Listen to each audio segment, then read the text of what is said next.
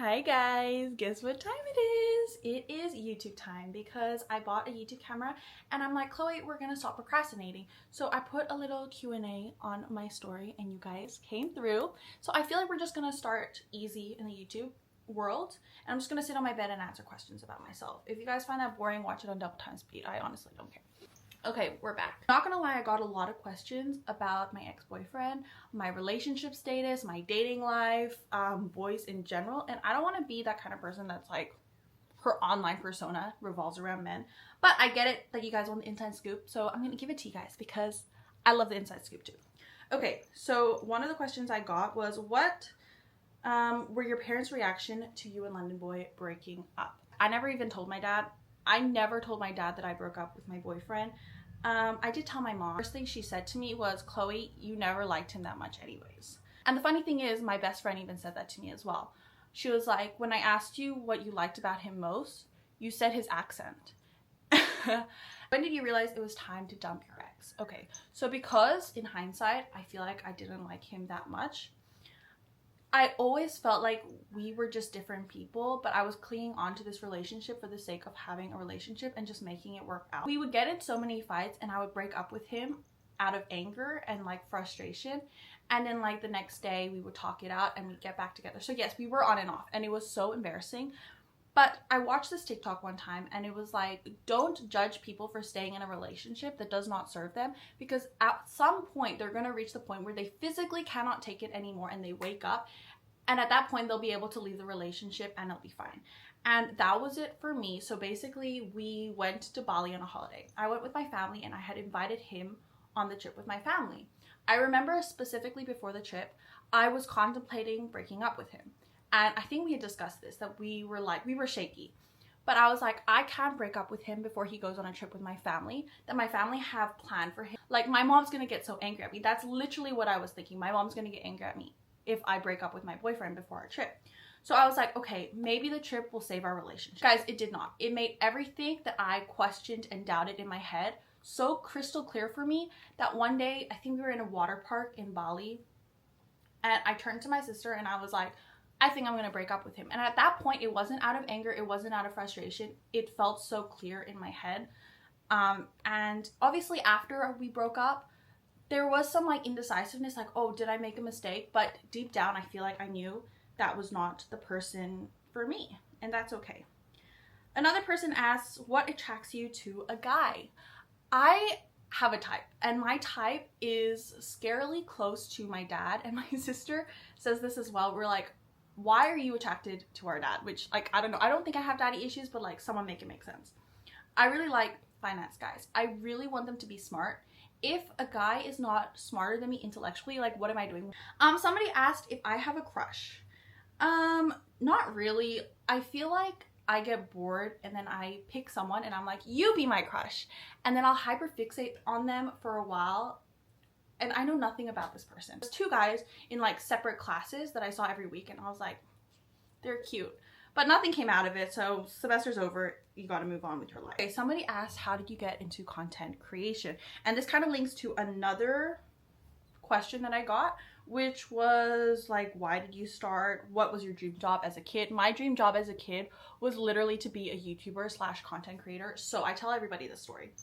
I started a YouTube channel in 2021.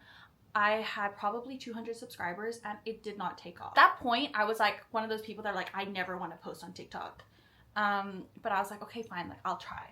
So I started posting on TikTok and I had a goal set for myself that I wanted to reach 10K by the end of the year.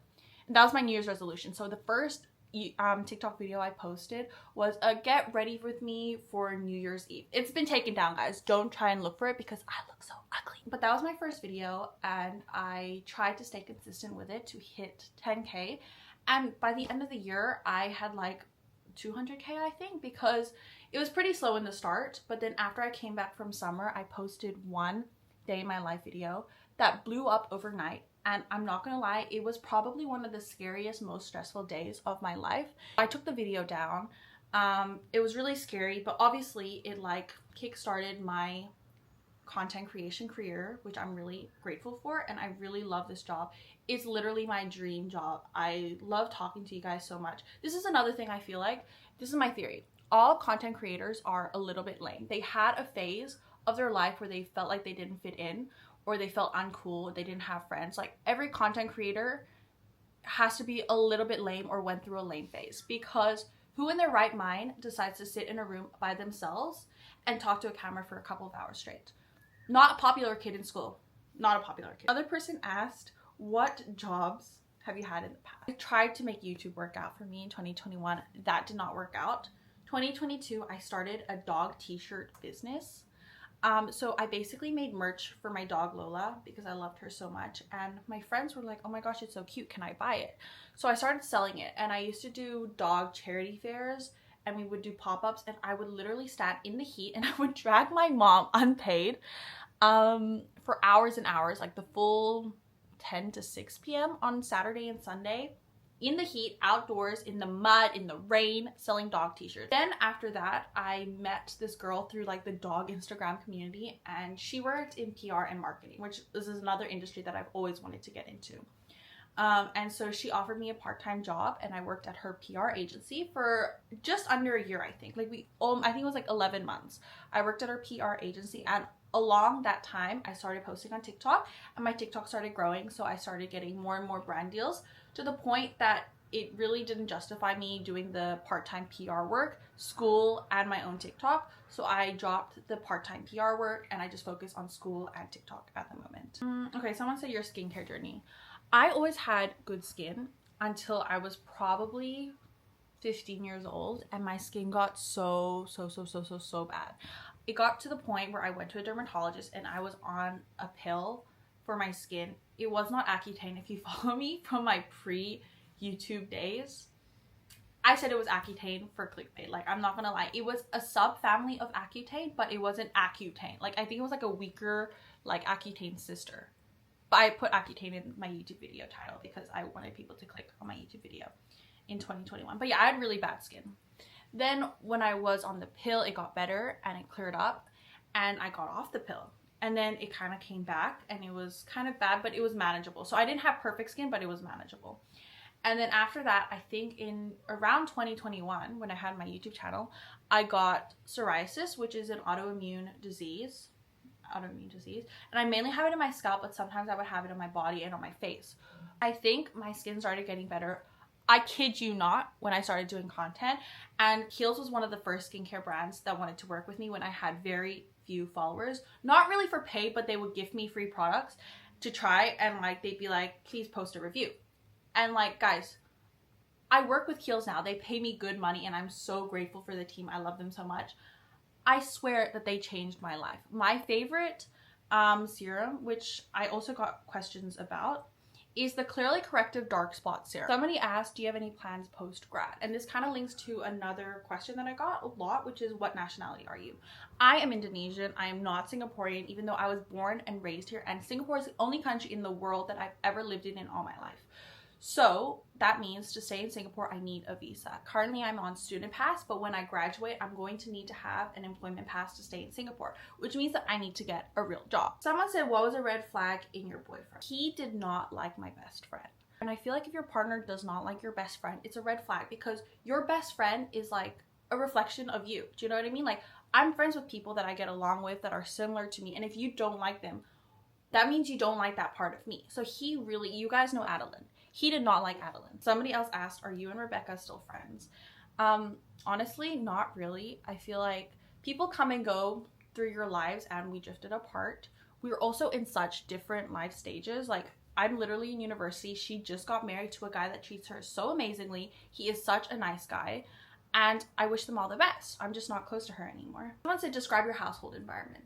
My household environment, guys, is obviously very blessed, and I'm so grateful for the life that I've been given on earth. We've never had to worry about food, money, bills, anything like that. However, that being said, my parents are extremely high strung. They love me so much. It's never been a doubt if they love me or not. But the pressure that they put on me to perform is like Asian parent to the max. Keep yourself so fit. Guys, I am the least fit person in the world. I feel like naturally I have been born with a quite athletic frame, meaning that like I don't have huge boobs, I don't have a huge butt. Like I have a quite like athletic, trim, muscular frame. I think I'm skinny fat. Like I'm not gonna lie, I think I'm skinny fat.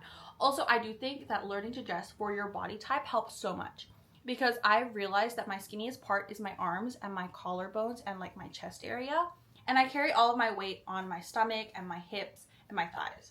So if I wear a like dress that's tight here and then poofs out, you're only gonna see my skinny arms and my skinny collarbone, and you're not gonna see my fat belly and my hips and my thighs. So like the like visual illusion is that, oh, she's a skinny girl. I'm skinny fat. Someone said thoughts on the Medicube HR Booster Pro. I honestly really love it, and I think every time I use the Medicube devices, my skin is like ding. I don't know if I can say this, but I'm gonna work with them soon, and I'm so excited. I haven't filmed my draft. They sent me the brief, but I haven't actually filmed it because I've been so busy. I'm probably either gonna film it during this weekend or next week. I'm so excited. The product is so good. Someone said, what does your parents work as? My dad is an investor. Yeah, my dad's an investor. Some juicy friendship or relationship stories. I don't know if I can tell you guys, because people watch my videos and I don't want to get in trouble. There was this one time, I might cut this out of the video, but okay guys, I've been talking for over an hour, and I swear if I look back at this content and I'm like, I look ugly in every single clip and I don't post something, I'm gonna feel like such a waste of time. I really hope I got something good, because I really want to get back into YouTube again. This was my dream. I can't believe that so many people even bothered to ask me questions, because when I did YouTube in 2021, literally nobody cared to ask me questions, and so it really means a lot for me, and I just feel like it's such a full circle moment. Let me go try and find one for you guys. And then I'm also wearing the matching bracelet, my normal ring.